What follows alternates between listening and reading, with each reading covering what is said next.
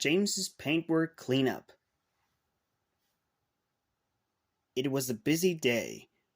All the engines on the Northwestern Railway were busy being really useful. All the engines except James. He was at the fitter's yard being repainted. He had been working hard to be a really useful engine, especially when he was a splendid red engine on the island. After the workmen had finished painting him, James's paintwork looked very special, and it looked spotless indeed in the sunlight as James puffed out of the fitter's yard. As he pulled into Knapford, Sir Topham had arrived. "James, some workmen are waiting for you at the harbour," he said. "The water towers have been several holes that they were resting with scars on them. You must take them there to have it repaired, so the engines can have more water without having a drip from there." "Right away, sir," tweeted James. Soon James took the workmen to the water tower of Elsbridge, where the water was dripping all over the line. Thomas was there, looking glum and covered in water. "Hello, James," sighed Thomas. "You look happy, but I don't." "I am," replied James.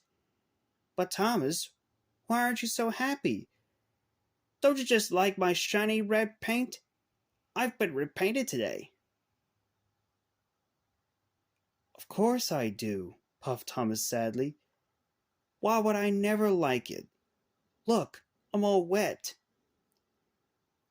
James felt sorry for Thomas, but he could only agree.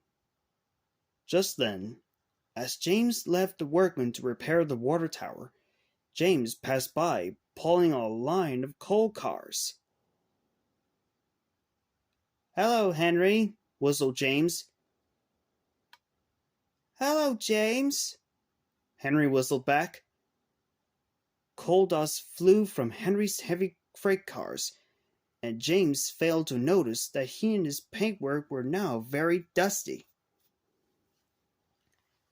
Later, James passed Gordon waiting at the signal. "You looked very cheerful, little James," said Gordon. "I am," replied James, and he explained about his new paintwork that he had been repainted. Gordon was cross. He liked being as shiny as Spencer.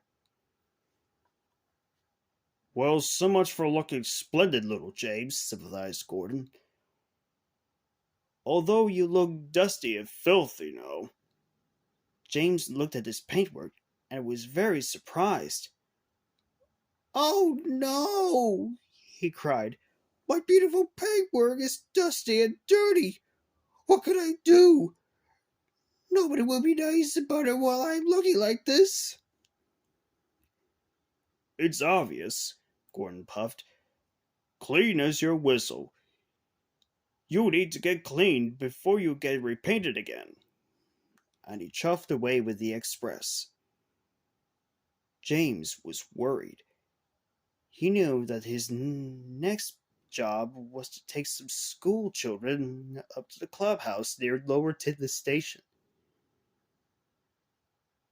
But he knew that Gordon had a point about his paintwork getting dusty and dirty.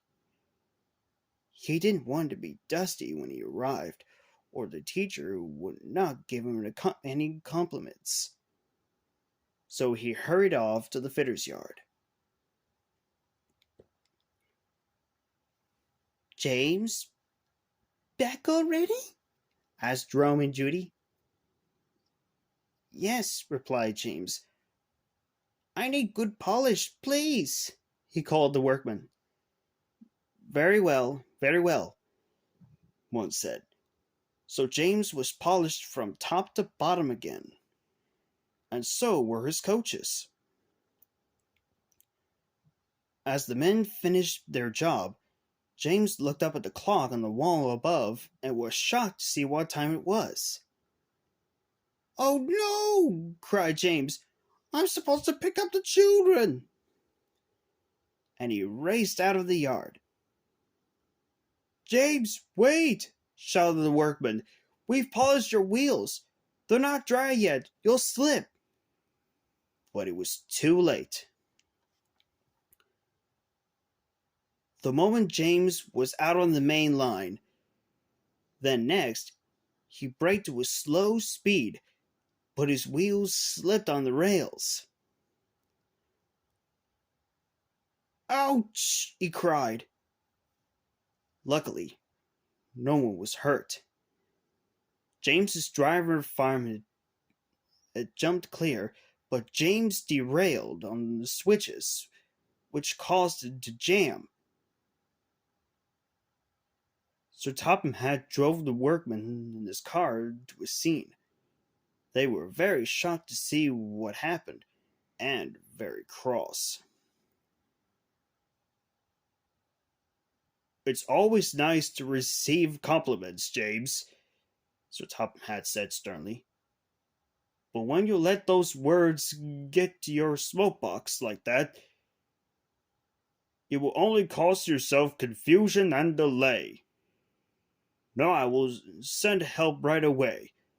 Once you're on the rails again, you'll have to wait back at the fitter's yard until your paintwork is polished once more." "Yes, sir," said James sadly. "I'm sorry, sir."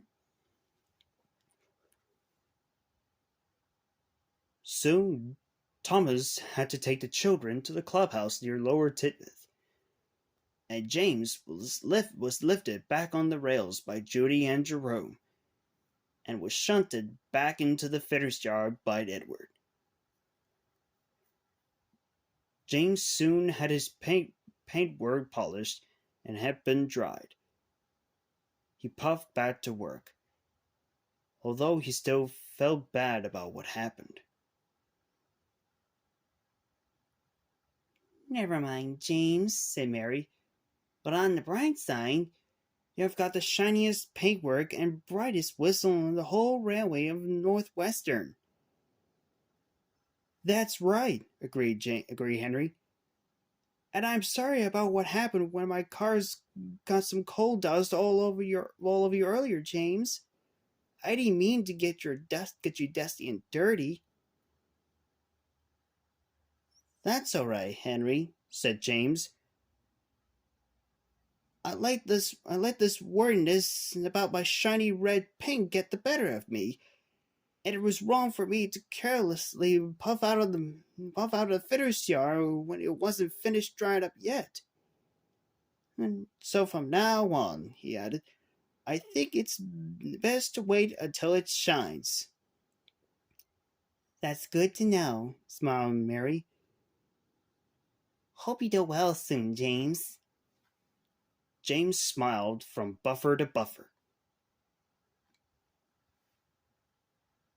James wasn't an engine who often been vain and boastful sometimes about how really useful he was with his red paint because he is that sort of engine, but he knows now that dirty or clean, he worked very hard without having to worry about his paintwork.